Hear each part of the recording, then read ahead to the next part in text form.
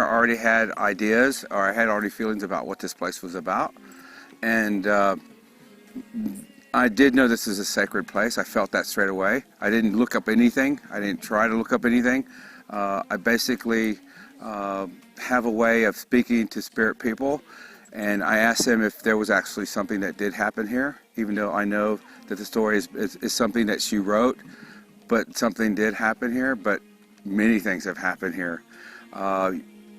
There is so much war here. There's so much death here. There's so much other people that are taken here. Also, there are portals here because I took the divining rods and I went to certain spots. And immediately when we first came up here all together, I took up off the hill and found the spot straight away.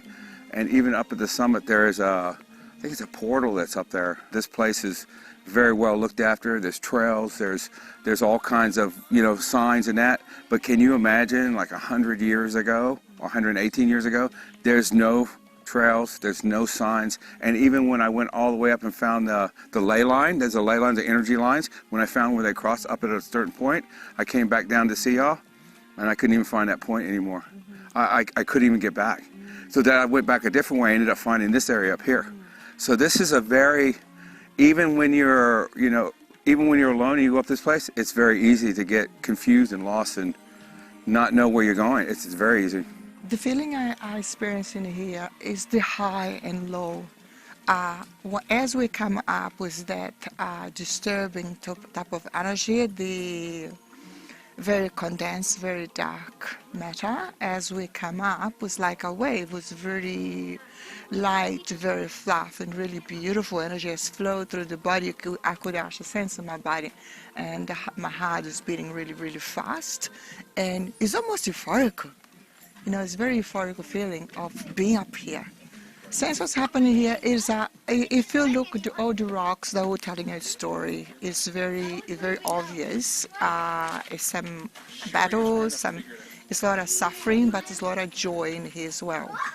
Because you can feel, I feel like a lot of celebration, children playing celebration, but also feel like, it's almost like,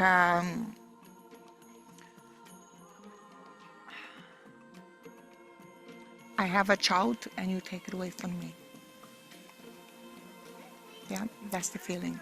I picked up on a tremendous amount of energy here. It is so full of spirit activity and a lot of history, but I don't think all the history of this place is actually public knowledge, because I kept being shown visions and I kept hearing so many different spirits tell me things that I was very moved in such a way. I don't know anything about this place, but I know it's very special to so many people.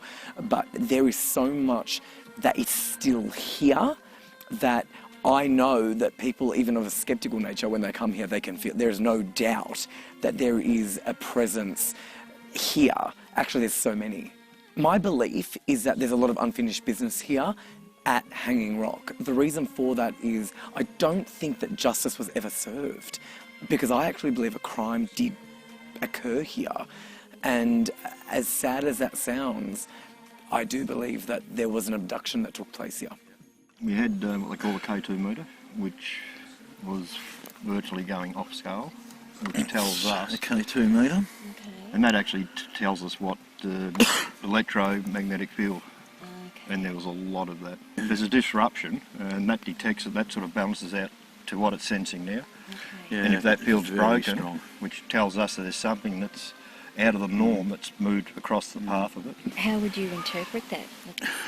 extremely active. As far as the rock itself, there's a lot of iron in the rock, which can cause electromagnetic field as well. Mm-hmm. But there was areas like it's up in the red, and we were talking, and all of a sudden it just stopped, nothing, and then start up again, as if something's coming back towards it. So it's really strange. We've done what we call an EVP, which is electronic voice phenomenon, where we use it's an app which has got a dictionary in it with certain words. And what happens, the spirits can actually manipulate that and make a full sentence. I asked the question, what are I standing on? And I got a response, rock. We asked other questions, we got a few names that come through.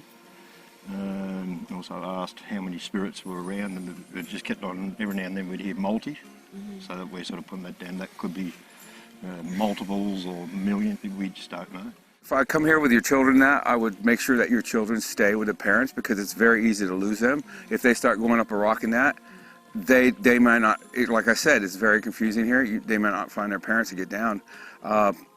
Not the case of these girls in this story. It's based on actual accounts.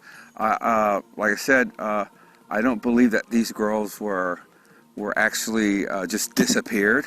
I believe that they were taken by someone, by men. I believe that there were two men involved in this abduction, and I believe that they were known actually from around the area. So I think that whether this was a cover-up and it was kept very hush-hush, I do think that unfortunately for the victims, who I feel were quite innocent, I think that they were abducted by two men who are known.